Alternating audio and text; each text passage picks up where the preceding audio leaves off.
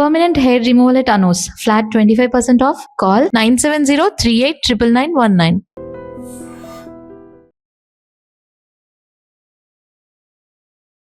Welcome to I dream. ఈరోజు మనతో పాటు Fidicus homeopathy CEO doctor Bharadwaj గారు ఉన్నారు. మాట్లాడదాం. నమస్తే అండి, వెల్కమ్ టు అవర్ షో. నమస్తే అండి.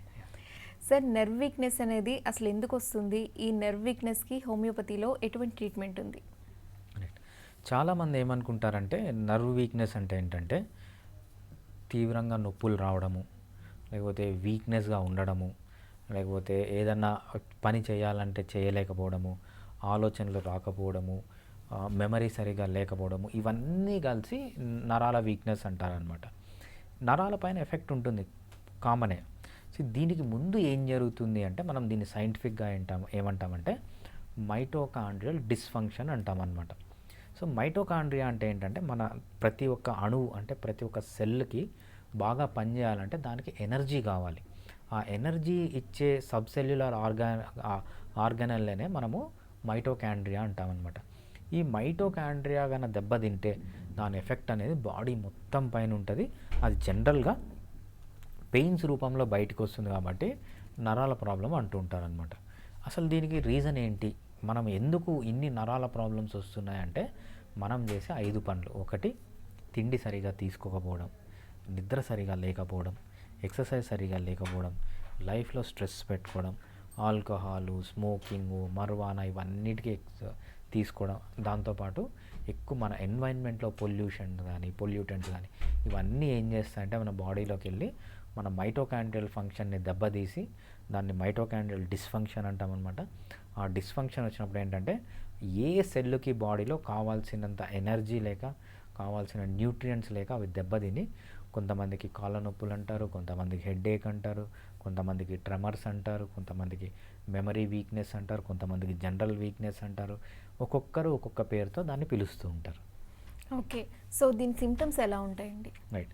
మామూలుగా మనం చూసేది ఏంటంటే సివియర్ వీక్నెస్ అంటే ఎలా ఉంటుందంటే పొద్దున్న లేచినప్పుడు లేయబుద్ధి కాకపోవడం, ఏదైనా ఆఫీస్కి వెళ్తే వెంటనే ఆకలి వేయడము, ఆకలి అంటే తిండి తినకుండా ఒక 2 నిమిషాలు కూడా ఉండలేకపోవడం.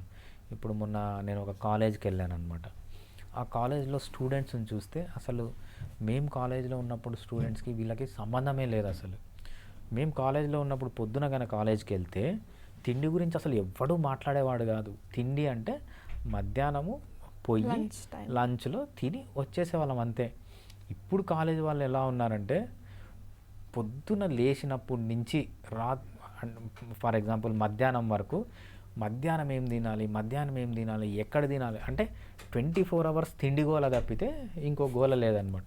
ఎప్పుడైతే ఇంత ఎక్సెసివ్గా తింటూ ఉంటారో ఇవన్నీ ఏంటంటే మైటోకాండ్రియల్ డిస్ఫంక్షన్. ఎంత మైటోకాండ్రియల్ డిస్ఫంక్షన్ ఉంటే అంత ఆకలి వేయడం, వీళ్ళకి రిపీటెడ్గా తినడము, ఎంత తిన్నా మళ్ళీ వీక్నెస్గా ఉండడము, అసలు ఇక్కడి నుంచి 1 కిలోమీటర్ నడవలేకపోవడము, కాళ్ళు పట్టేయడము, చేతులు పట్టేయడము, అసలు కొంతమంది అయితే మధ్యాహ్నం కంపల్సరీ మేము పడుకోవాలి అంటున్నారు.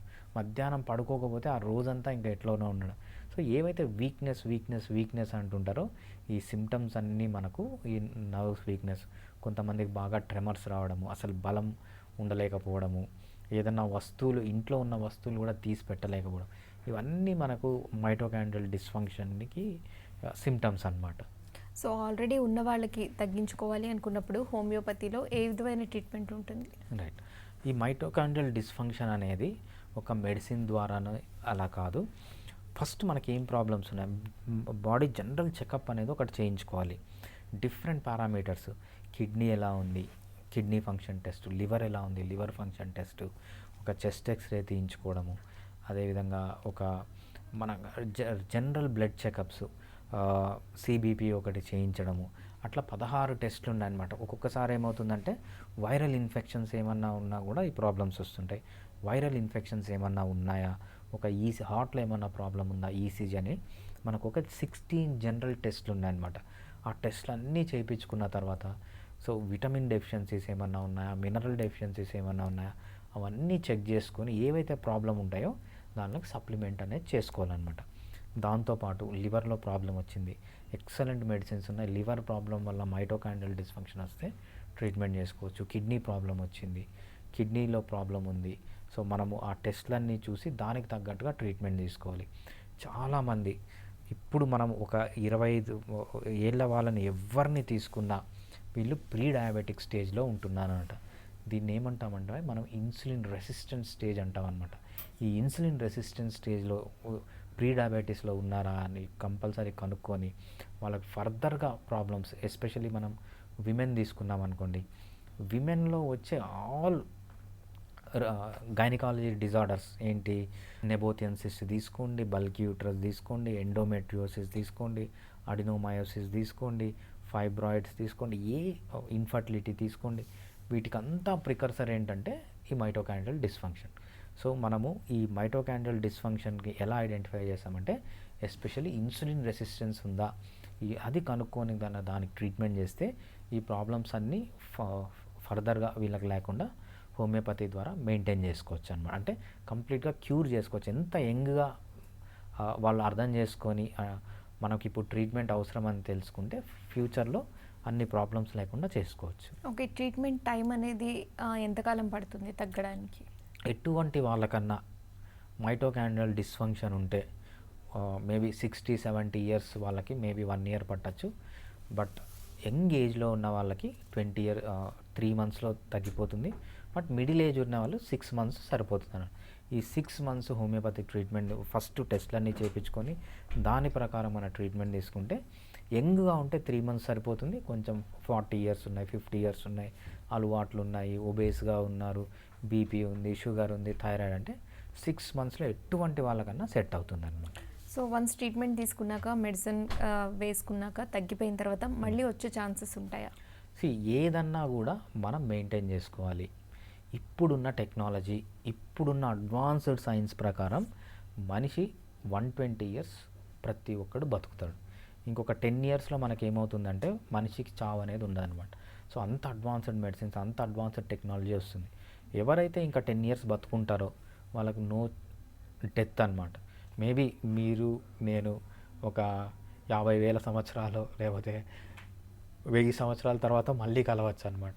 సో ఇంకా 10 years ఎవరైతే బతుకుంటారో వాళ్ళకు చావు అనేది లేదు. అంత అడ్వాన్స్డ్ టెక్నాలజీ ఆల్రెడీ వస్తుంది. సో ఈ ఏఐతో ఏంటంటే అది ఇంకా స్పీడప్ అవుతుంది అనమాట. ఇప్పుడు పుట్టిన పిల్లలు ఎవరు, there is no death for them, they will live for ever. అంత టెక్నాలజీ మనకు ఆల్రెడీ ఉంది కాబట్టి మనం ఇప్పుడు చేయాల్సింది ఏంటంటే ఈ టెక్నాలజీ అందుబాటులో వచ్చేంత వరకు మనం హెల్తీగా మెయింటైన్ అవుతే ఫ్యూచర్లో కూడా ఏం ప్రాబ్లమ్స్ లేకుండా లైఫ్లో అంటే ఇంకా ప్రపంచం ఉన్నన్ని రోజులు బతకచ్చు. Thank you so much sir. Thanks అండి.